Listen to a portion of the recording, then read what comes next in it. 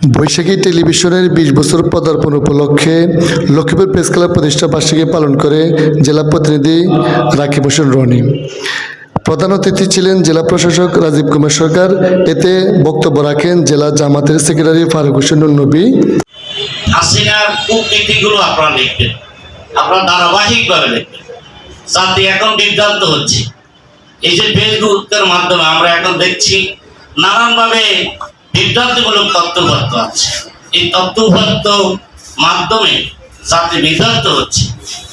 আমরা একটা এই যে বৈষম্য ছাত্র আন্দোলনের ছাত্র জীবন দিয়ে একটা সুন্দর বাগান সাজিয়ে, আর আমরা যারা বাগানে আছি প্রতিদিন একজন ফুলের বাগানের মালিক যেভাবে ওই যে পাতাগুলো ঝরে যায় মরে যায় ওগুলাকে করে সুন্দরভাবে পরিষ্কার পরিচ্ছন্ন রাখে, আমরা যদি এই সুন্দর বাগানকে পরিচ্ছন্ন করতে না পারি আমাদের বক্তব্যের মাধ্যমে লেখনের মাধ্যমে এখানে সাংবাদিক কবি সাহিত্যিক রাজনৈতিক প্রশাসন নেতৃবৃন্দ যদি না রাখতে পারে আমাদের কপালে কিন্তু দুর্ভাগ্য আছে, চরম দুর্ভাগ্য আছে, সেটা দেখা যাচ্ছে।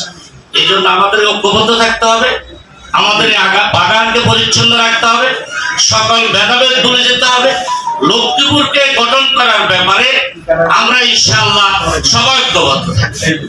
এবং শেষ কথা বলতে চাই যে আমাদের এখানে এই পতিত সরকারের স্বৈরাচার সরকারের যে সকল সাদাবাজ সন্ত্রাসীগণ রাস্তায় ঘোরাফেরা করছে, মামলার আসামি আছে, আপনারা যদি তাদের ব্যাপার না রাখেন, সেটা যদি ছাত্র দল যুব দল ছাত্র শ্রেণী অন্যান্য রাজনৈতিক দলের ফলাফল আওয়ামী লীগ যুবলীগের মতো যদি আইন হাতে তুলে নিয়ে পরিবেশ দূষিত করে, তখন কিন্তু আপনাদের কলমটা কি লেখনীতে দ্রুত চলে যায়।